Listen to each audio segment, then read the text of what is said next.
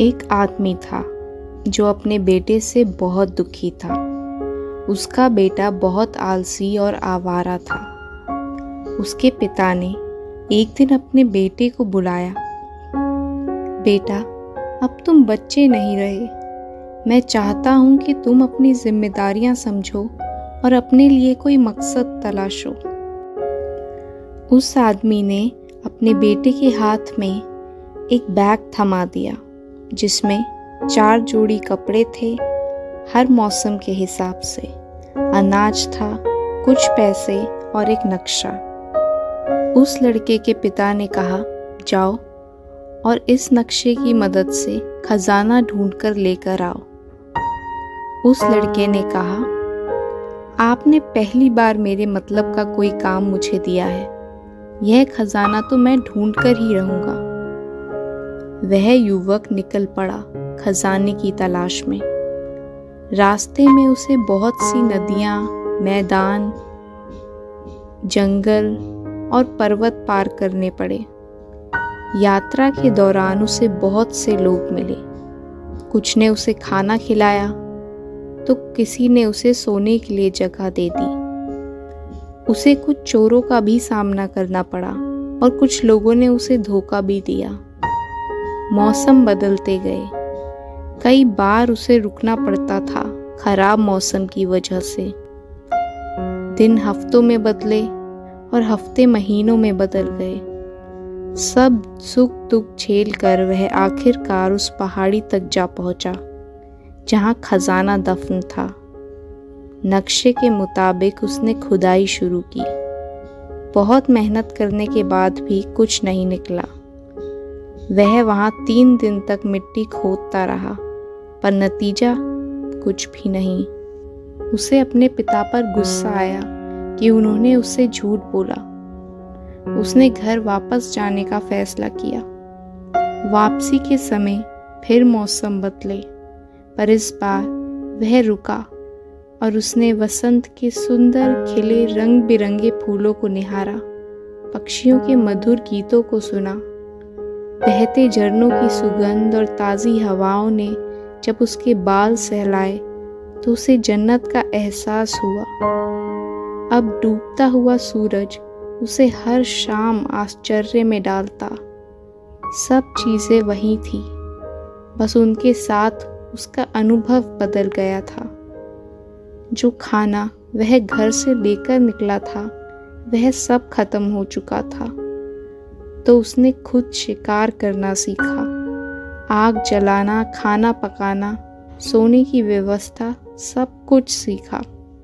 उसने सूरज से समय देखना और तारों से दिशाएं पता करना भी सीख लिया।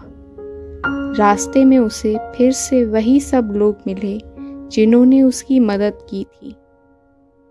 इस बार वह उनके साथ रहा और उनसे बातचीत की और उनसे बहुत सी चीजें सीखी।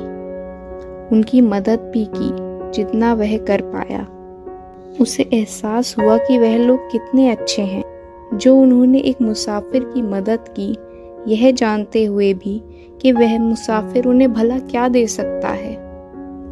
ऐसे ही 2 साल बीत गए और वह घर पहुंचा। वह सीधा अपने पिता के पास गया। उसके पिता ने उसको देखते ही उसे गले लगा लिया। युवक ने कहा, मुझे माफ कर दीजिए, मैं खजाना नहीं ला पाया। शायद किसी और ने मुझसे पहले ही वह खजाना निकाल लिया होगा। तभी उस युवक को एहसास हुआ कि वह यह क्या कह रहा है। अपने पिता पर गुस्सा होने की बजाय वह उनसे माफी मांग रहा है। बेटा, वहां कोई खजाना था ही नहीं, तो आपने मुझे वहां भेजा ही क्यों? युवक ने कहा। मैं बताता हूँ, पहले तुम बताओ तुम्हारी यात्रा कैसी रही? क्या तुम्हें आनंद आया? बिल्कुल भी नहीं। मुझे डर था, चिंता थी कि कहीं कोई और मुझसे पहले वह खजाना ना ले ले। इसलिए जितना जल्दी हो सके वहां पहुंचना चाहता था और मुझे बिल्कुल भी आनंद नहीं आया। पर आते हुए मैंने पूरे सफ़र का आनंद लिया। मैंने बहुत से दोस्त बनाए, कुदरत के चमत्कारों को देखा, उसके दिए गए तोहफों का अनुभव किया, बहुत सी चीज़ें सीखी मैंने। मुझे इतना अच्छा लगा कि मैं खजाने को ना मिलने का गम भी भूल गया। यही तो मैं तुम्हें समझाना चाहता था। जिंदगी में उद्देश्य ज़रूरी है, पर अगर सारा ध्यान उद्देश्य पर ही लगा दोगे तो जिंदगी का खजाना खो दोगे। लाइफ में एक गोल होना ज़रूरी है, पर अक्सर हम अपने गोल को पाने के चक्कर में लाइफ की छोटी खूबसूरत चीज़ों को भूल जाते हैं। जो भी लोग हमें मिले या जो कुछ भी उस दौरान हुआ, हमारा गोल भी इन चीज़ों की तरह ही लाइफ का एक छोटा पार्ट है, ना कि पूरी लाइफ। तो अगर आपका पर्सनल गोल भी आपकी लाइफ का अल्टीमेट पर्पस नहीं है, तो लाइफ का पर्पस है क्या? उसका गोल क्या है? उसका उद्देश्य क्या है?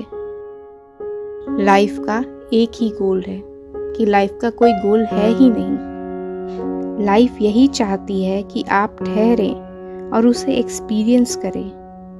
पेड़ पौधे, पक्षी, अच्छे दोस्त, संगीत, कला और ना जाने कितने ही तोहफे लाइफ ने आपको दिए हैं। सिर्फ आँखों से देखने की बजाय चीज़ों को ऑब्जर्व करें, इंजॉय करें, हर एक चीज़ का शुक्रिया अदा करते चलें। जब आप ये सब करते हैं तो आप ग्रो करते जाते हैं। आप हर दिन के लिए एक्साइटेड रहते हैं, खुश रहते हैं।